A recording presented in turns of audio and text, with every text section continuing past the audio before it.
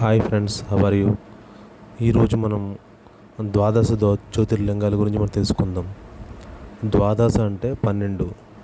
ఈ 12 జ్యోతిర్లింగాలు మన ఇండియాలో మొత్తం ఏ ఏ ప్లేస్లో ఏ ఏ రాష్ట్రాల్లో ఉన్నాయి, ఏ ప్రదేశాల్లో ఉన్నాయి, వాటికి ఉన్న ప్రాముఖ్యత ఏంటి మనం తెలుసుకుందాం ఫ్రెండ్స్. Okay, let start.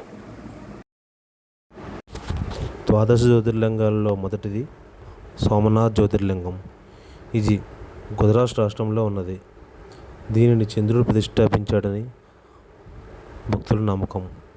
ఇక్కడ శ్రీకృష్ణ పరమాత్ముడు లీలగా వెలిగించిన జ్యోతి ఇప్పటికీ వెలుగుతుండడం ఈ జ్యోతిర్లింగం యొక్క ప్రత్యేకత. సోమనాథ్ జ్యోతిర్లింగము మొట్టమొదటి జ్యోతిర్లింగమై ఉన్నది. ఇది గుజరాత్ రాష్ట్రంలో కలదు.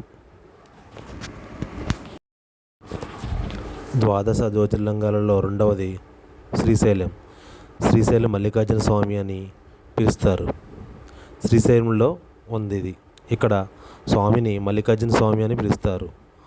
ఆ పేరు రావడానికి కారణం చంద్రావతి అనే భక్తురాలు ఆ స్వామివారిని మల్లెపూలతో పూజించడం వల్ల ఆ పేరు వచ్చిందని చెబుతుంటారు. స్వామివారికి జ్యోతిర్లింగం ఏర్పడిన తర్వాత అక్కడ మల్లెతీగ ఒకటి రావడం వలన స్వామివారిని మల్లికార్జున స్వామి అని పిలుస్తారు. ఇక్కడ అమ్మవారు కూడా శక్తిపీఠంగా వెలిసి ఉన్నారు.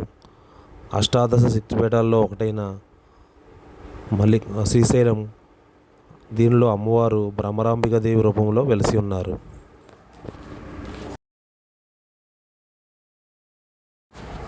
ద్వాదశ జ్యోతిర్లింగాలలో మూడవది ఓంకారేశ్వర జ్యోతిర్లింగము.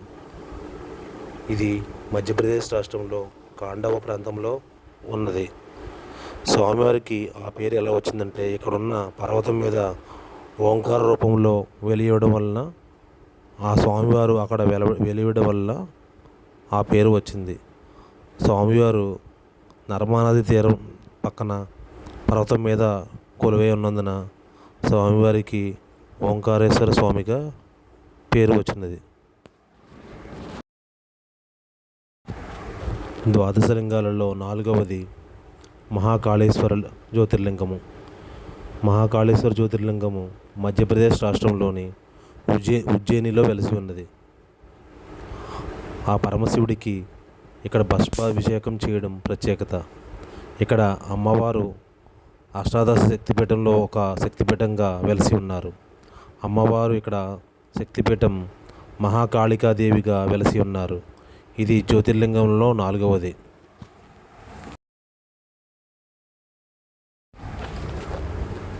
ద్వాదశ జ్యోతిర్లింగంలో ఐదవ జ్యోతిర్లింగము వైద్యనాథ జ్యోతిర్లింగము.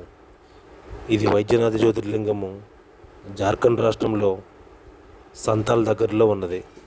ఇక్కడ స్వామివారు వైద్యనాథ్ జ్యోతిర్లింగంగా వెలిసి ఉన్నారు. ఇక్కడ రావణాసురుడు శివుడి గురించి తపస్సు చేసినప్పుడు తన 10 తలలను శివునికి అర్పించి ఉన్నాడు.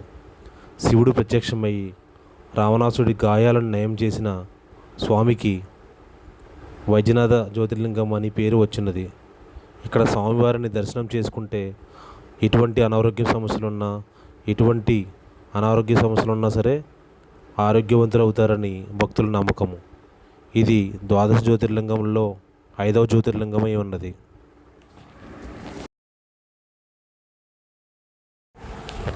ద్వాదశ జ్యోతిర్లింగములలో ఆరవ జ్యోతిర్లింగము భీమశంకర జ్యోతిర్లింగము. భీమశంకర జ్యోతిర్లింగంగా పరమశివుడు వెలిసి ఉన్నాడు. ఇది మహారాష్ట్ర రాష్ట్రంలో పూణేకి దగ్గరలో 120 కిలోమీటర్ల దూరంలో భీమశంకర జ్యోతిర్లింగంగా వెలిసి ఉన్నది. ఇక్కడ భీముడు అనే రాక్షసుడు పురాణకాలంలో పరమశివుని సంహరించిన తర్వాత అతడి తల్లి కోరిక మేరకు భీమశంకర జ్యోతిర్లింగంగా వెలిసి ఉన్నారని భక్తులు చెబుతుంటారు. ఇది ద్వాదశ జ్యోతిర్లింగంలో ఆరవ జ్యోతిర్లింగము అయి ఉన్నది. ద్వాదశ జ్యోతిర్లింగములలో ఏడవ జ్యోతిర్లింగము రామేశ్వర జ్యోతిర్లింగం అయి వెలిసి ఉన్నది. ఈ రామేశ్వర జ్యోతిర్లింగము తమిళనాడు రాష్ట్రంలో రామేశ్వరం వద్ద ఉన్నది. ఇక్కడ శివలింగాన్ని శ్రీరాముడు ప్రతిష్ఠించడం వలన ఈ క్షేత్రానికి రామేశ్వర జ్యోతిర్లింగం అని పేరు వచ్చినది. ఇది ద్వాదశ జ్యోతిర్లింగంలో ఏడవ జ్యోతిర్లింగమై విరాజిల్లుతున్నది. ద్వాదశ జ్యోతిర్లింగములలో 8వ జ్యోతిర్లింగము నాగేశ్వర జ్యోతిర్లింగంగా వెలసి ఉన్నది. ఇది గుజరాత్ రాష్ట్రంలో ఉన్నది. ఇక్కడ 25 మీటర్ల పొడవున శివుని విగ్రహం దర్శనమిస్తున్నారు. ఇది అరేబియా సముద్రం ఒడ్డున వెలసి ఉన్నది. నాగేశ్వరకు సమీపంలో గల ద్వారకా రైల్వే స్టేషన్ మరియు విరావేల్ రైల్వే స్టేషన్ నుంచి నాగేశ్వర జ్యోతిర్లింగంకు చేరుకోవచ్చును. ఇది ద్వాదశ జ్యోతిర్లింగంలో 8వ జ్యోతిర్లింగమై ఉన్నది.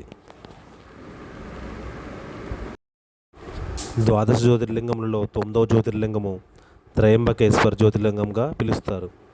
ఇది మహారాష్ట్ర రాష్ట్రంలో నాసిక్ దగ్గరలో ఉన్నది. నాసిక్ పట్టణం నుండి త్రయంబకేశ్వరకు బస్సు మార్గంలో చేరుకోవచ్చును. ఈ ఆలయం ఉదయం 5 గంటల నుండి మొదలుకొని రాత్రి 9:30 గంటల వరకు తెరిచి ఉంటుంది. త్రయంబకేశ్వర్ అంటే బ్రహ్మ విష్ణు మహేశ్వరులు కలిసి ఉన్న దానిని త్రయంబకేశ్వర్ అని పిలుస్తారు. కావున దీనికి త్రయంబకేశ్వర జ్యోతిర్లింగం అని పేరు వచ్చినది. ఇది ద్వాదశ జ్యోతిర్లింగములలో 9వ జ్యోతిర్లింగమై ఉన్నది. ద్వాదశ జ్యోతిర్లింగములలో 10వ జ్యోతిర్లింగము కృష్ణేశ్వర్ జ్యోతిర్లింగమై ఉన్నది. ఇది మహారాష్ట్ర రాష్ట్రంలో ఔరంగాబాద్ నుండి కృష్ణేశ్వర్ జ్యోతిర్లింగమునకు ఔరంగాబాద్ నుండి 25 కిలోమీటర్ల దూరంలో ఉన్నది. ఈ ఆలయం ఉదయం 5 గంటల నుండి రాత్రి 9:30 గంటల వరకు తెరిచి ఉంటుంది. ఇక్కడ అజంతా శిల్పాలు, శివుడు, సోమేశ్వరుడు, ఈశ్వరుడు అని పేర్లతో పిలుస్తారు. ఇది ద్వాదశ జ్యోతిర్లింగంలో 10వ జ్యోతిర్లింగమై ఉన్నది.